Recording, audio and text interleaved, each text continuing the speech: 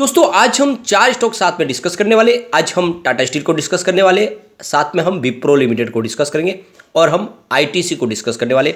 एक और कंपनी को डिस्कस करेंगे जो बहुत ही जबरदस्त यहाँ पे स्प्लिट देने जा रहा है, क्योंकि स्टॉक मल्टीबैगर साबित हुआ है पिछले 1-2 साल में और अब यहाँ पे स्प्लिट के माध्यम से इसकी प्राइस को फिर से नीचे जलाया जा रहा, यानी आने वाले समय फिर से एक जबरदस्त तेजी का दौर शुरू हो सकता है।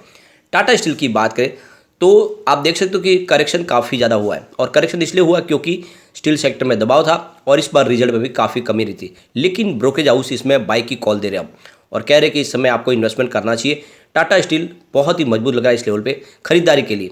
और दूसरी तरफ अगर आप देखें तो यहाँ पे आईटीसी जो है बहुत ही मजबूत स्टॉक है, आप ये समझ ही सकते हो। एफएमसीजी सेक्टर की बहुत मजबूत कंपनी है, लेकिन जो मुख्य बिजनेस है वो टोबैको का है और इसके अलावा होटल का बिजनेस भी है और इनका पेपर का बिजनेस भी है। कंपनी लगातार बिजनेस में तेज़ी से आगे बढ़ रही है और गिरते बाजार में ये स्टॉक अकेला ऐसा है जो दौड़ता है, तो क्या दाव लगाना चाहिए, तो क्या है ब्रोकरेज हाउस की राय जानने की कोशिश करेंगे। इसके अलावा विप्रो की बात करें तो आईटी इंडेक्स पिछले 1 साल से बहुत ज़्यादा दबाव में है, लेकिन विप्रो लगातार अपने बिजनेस को तेज़ी से आगे कैसे बढ़ाना है उसकी तैयारी शुरू कर चुके हैं। बहुत सारे बदलाव किए जा रहे हैं, तो क्या विप्रो में दाव लगाना चाहिए। यहाँ पे कुछ बड़ी अपडेट निकल के आ रही है जिनको हम डिस्कस करने की कोशिश करेंगे। लेकिन फ्रेंड उससे पहले अगर आप पहली बार हमारे चैनल पे आए तो चैनल को सब्सक्राइब कर दीजिए, एक बेल आइकन दबा दीजिए ताकि जब भी नया वीडियो बने पहला नोटिफिकेशन आपको मिले। वीडियो पसंद आए तो लाइक शेयर जरूर कीजिए।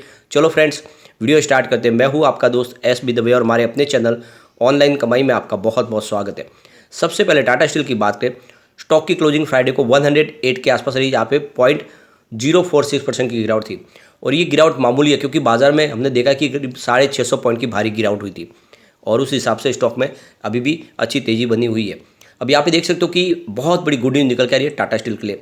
टाटा स्टील को वंदे भारत ट्रेन मैन्युफैक्चरिंग का बड़ा एक ऑर्डर मिला है और ये जो एग्रीमेंट रेलवे के साथ में साइन हुआ है, जिसके तहत देख सकते हैं कि 22 वंदे भारत ट्रेन बनाएगी यहाँ पे टाटा स्टील और इसके लिए पूरा का पूरा आप देख सकते हो मैन्युफैक्चरिंग का काम टाटा स्टील को दिया गया है और आने वाले समय ये और बढ़ने वाला है, यानी करीब 200 वंदे भारत ट्रेन 2024 तक सरकार यहाँ पे लॉन्च करने वाली है और इसके लिए ये जो सारा कामकाज है ये टाटा स्टील को मिल सकता है, यानी काफ़ी बड़ा मौका निकल कर आया टाटा स्टील के लिए। आने वाले समय में राजधानी और शताब्दी एक्सप्रेस को भी वंदे भारत में बदला जाएगा, यानी बहुत सारी वंदे भारत ट्रेन आने वाली है और जिस तरह से टाटा स्टील को ये काम मिला है ये बहुत बड़ी बात है। यहाँ पे देख सकते हो कि एनालिस्ट भी काफ़ी ज़्यादा बुलिश है टाटा स्टील को लेकर और उनके हिसाब से देखें तो जो खराब समय था वो गुजर चुका है। कोटक इंस्टीट्यूशनल इक्विटीज़ के हिसाब से भी इस समय टाटा स्टील में इन्वेस्टमेंट किया जा सकता है। भले ही डोमेस्टिक मार्केट में तो कामकाज अच्छा है, लेकिन अभी ग्लोबल मार्केट में दबाव देखने को मिलेगा, लेकिन उसके बावजूद भी देखें तो खरीदारी की जा सकती है क्योंकि बहुत ज़्यादा इसमें देखें तो करेक्शन भी आ चुका है। तो यहाँ पर आप देखें तो कोटक इंस्टीट्यूशनल इक्विटीज़ ने इसका 130 का टारगेट दिया है और आप देख सकते हो पहले इनका जो टारगेट है वो 115 का था, अब इसको बदल के 130 किया, ये बहुत बड़ी बात है, तो टारगेट बढ़ चुका है। इसके अलावा जेफरीज ने भी इसमें 145 का टारगेट दिया है और जेफरीज के हिसाब से डोमेस्टिक मार्केट में टाटा स्टील अच्छा कर रही है, ग्लोबल मार्केट में यूरोपियन बाजार में भले ही दबाव बना हो, लेकिन यहाँ पे प्राइस काफ़ी नीचे, तो आने वाले समय डेफिनेटली खरीदारी का इसमें मौका बनेगा और जैसे रशिया यूक्रेन का अगर युद्ध खत्म हो जाता है तो टाटा स्टील की तेज़ी के साथ बढ़ने की संभावना बहुत ज़्यादा बन जाएगी। अब हम चलेंगे विप्रो की तरफ। 389 पर क्लोजिंग देखिए, जहाँ पे 0.051% की गिरावट थी, तो यहाँ पर भी देख सकते हो गिरावट काफ़ी मामूली थी, यानी वहीं पर क्लोजिंग थी जहाँ पे थर्सडे के दिन मार्केट में क्लोजिंग हुई थी और आप देख सकते हो कि बाजार में तो बहुत ही ज़बरदस्त गिरावट हुई थी। विप्रो काफ़ी ज़्यादा करेक्ट हो चुका है और इसीलिए यहाँ पे अब ज़्यादा गिरावट की संभावना बची नहीं है। तो यहाँ पे काफ़ी बड़ी गुड न्यूज निकल के आ रही है विप्रो के लिए। विप्रो के चेयरमैन ऋषभ प्रेम जी ने बेल बजाई है NYSE में, यानी न्यूयॉर्क स्टॉक एक्सचेंज में भी लिस्ट है विप्रो और अपने विमेंस स्टाफ के साथ में उन्होंने उस प्रोग्राम को सेलिब्रेट किया है और वहाँ पे बेल को रिंग किया है और ये काफ़ी बड़ा एक तरह से अचीवमेंट है विप्रो के लिए, यानी एक बड़ा सम्मान दिया गया विप्रो को, क्योंकि अपने एम्प्लॉयज़ को लिए विप्रो हमेशा देखे तो हर तरह 2 कदम आगे बढ़ के उनके लिए बेनिफिट के लिए काम कंपनी करती है। तो यहाँ पे देख सकते हो इस मौके पे चीफ एग्जीक्यूटिव ऑफिसर थेरी डॉलपोर्टे वो भी वहाँ पे शामिल थे, तो आप देख सकते हो कि ये काफ़ी बड़ी गुड न्यूज़ है। अब यहाँ पे एक विप्रो के लिए थोड़ी सी बुरी खबर निकल के आ रही है। जेफरीज के हिसाब से देखें तो विप्रो, कॉफर्स और माइंड ट्री में आने वाले समय में और दबाव देखने को मिल सकता है। उनके हिसाब से जो आने वाला जो Q4 है उसमें जो माहौल है थोड़ा सा गिरावट वाला बन सकता है, क्योंकि इस बार नंबर थोड़े से डिसअपॉइंट करने वाले हो सकते हैं। उनके हिसाब से देखें तो रिस्क बना हुआ है और इसके पीछे वजह है और US और यूके और यूए का मार्केट है, आप देख सकते हैं कि वहाँ पे काफ़ी ज़्यादा प्रॉब्लम इस समय देखने को मिल रही है। तो ये जितने भी आईटी सेक्टर की कंपनियां उनको इसको प्रॉब्लम को फेस करना पड़ सकता है। इसके हिसाब से देखें तो जेफरीज ने यहाँ पे इस समय सावधान रहने की सलाह दी है। लेकिन अगर आप देखें तो विप्रो में ऑलरेडी बहुत ज़्यादा करेक्शन हो चुका है और विप्रो ने हमने देखा Q3 काफ़ी अच्छा दिया है, तो उस हिसाब से इतनी गिरावट की संभावना मुझे नहीं लग रहा कि होगी और वैसे ये डिप में खरीदारी का मौका बन रहा है। यहाँ पे एक बड़ी गुड न्यूज निकल के आ रही है। विप्रो ने मेंजिस एविएशन के साथ में एक बिजनेस कोलैबोरेशन किया है, जिसके माध्यम से देखें तो ये जो एयर कार्गो सर्विस का जो मैनेजमेंट है वो सारा विप्रो संभालेगी उनके लिए, उसको टेक्नोलॉजी प्रोवाइड करेगी। और इसमें देख सकते हो कि ये जो पूरा का पूरा कार्गो हैंडलिंग का काम जब विप्रो को मिला है, तो ये बहुत बड़ा एक तरह से देखें तो एक अचीवमेंट है विप्रो के लिए। और विप्रो लगातार अपने बिजनेस में तेज़ी से आगे बढ़े और ऐसे ही बिजनेस टाइप लगातार कर रहे हैं। उन्होंने अपने मैनेजमेंट में भी काफ़ी बदलाव किया है और अपने बिजनेस को 4 पार्ट में डिवाइड भी किया है। और ये जो सारे फैसले ये विप्रो को तेज़ी से ऊपर लेके जा सकते हैं। आप देख ही सकते हो 2018 के बाद पहली बार 2022 में सबसे शानदार इन्होंने रिवेन्यू और प्रॉफिट दिखाया। 2018 में जहाँ पे इनका रिवेन्यू 54,487 करोड़ के आसपास था, जो 2022 में बढ़ के 79,312 करोड़ के आसपास पहुँच गया। काफ़ी अच्छी वृद्धि हुई है। इसके अलावा प्रॉफिट अगर देखें तो 2018 में जहाँ पे 8,002 करोड़ के आसपास था, जो 2022 में बढ़ के 12,237 करोड़ तक पहुँच गया। ज़बरदस्त वृद्धि और पिछले 4-5 साल से लगातार आप देख सकते हो प्रॉफिट बढ़ रहा है ईयर ऑन ईयर बेसिस पे। ये बहुत अच्छी बात है।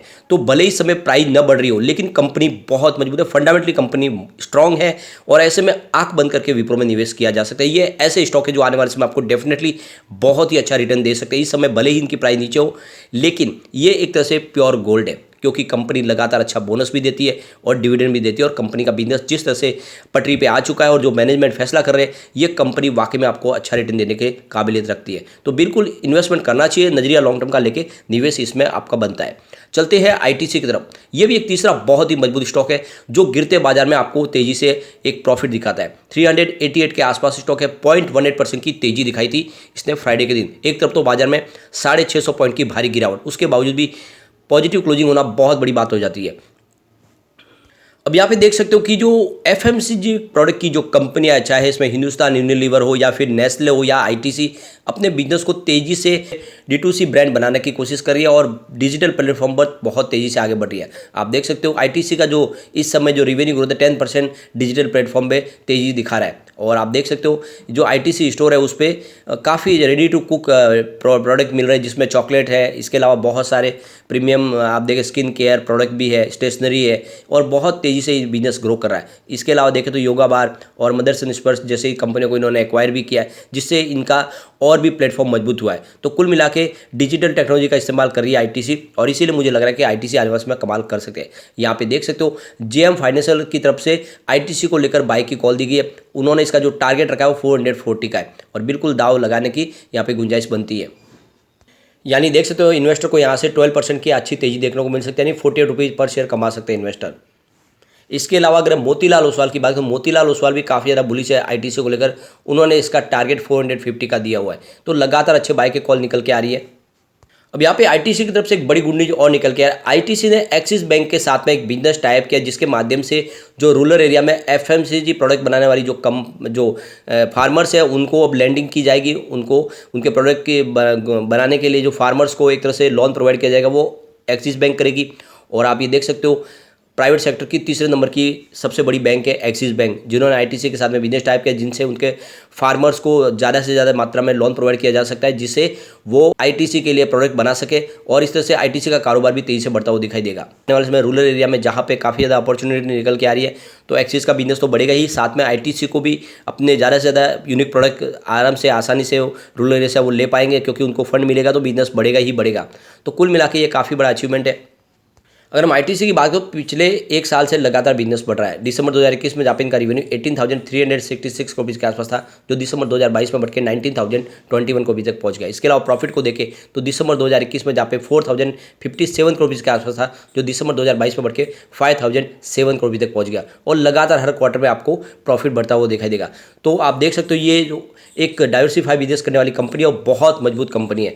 इस स्टॉक में आपको इन्वेस्टमेंट बिल्कुल करना चाहिए। ये स्टॉक आने वाले समय आपको डेफिनेटली मालामाल कर देगा। और बहुत मजबूत स्टॉक है। गिरावट में आपके निवेश को ये संभालेगा, क्योंकि गिरते बाजार में ये स्टॉक बिल्कुल दौड़ता है और ये मैंने आपको लगातार सजेस्ट किया है। अब हम चलेंगे उस स्टॉक की तरफ जो आपको स्प्लिट देने जा रहा है। यहाँ पे बात कर रहे हैं हम हाईटेक पाइप्स लिमिटेड की। 890 की प्राइस है, जहाँ पे 0.57% की गिरावट थी फ्राइडे के दिन, लेकिन कोविड काल के बाद ये स्टॉक मल्टीबैगर साबित हुआ है। 27 मार्च 2020 को ये मात्र 70 रुपये का जो स्टॉक था वो इस समय 890 पर पहुंच गया। जबरदस्त और बम्पर रिटर्न दिया है। सिर्फ पिछले एक साल की बात करें, स्टॉक ने 71% का जबरदस्त रिटर्न दिया। 518 के आसपास स्टॉक था और अब कंपनी इसको स्प्लिट करने जा रही है, क्योंकि इसकी प्राइस काफ़ी ज़्यादा बढ़ चुकी है। तो यहाँ पे कंपनी अब 10:1 के रेशियो में इसको स्प्लिट करेगी, यानी इसकी फेस वैल्यू जो 10 है उसको ₹1 में बदला जाएगा।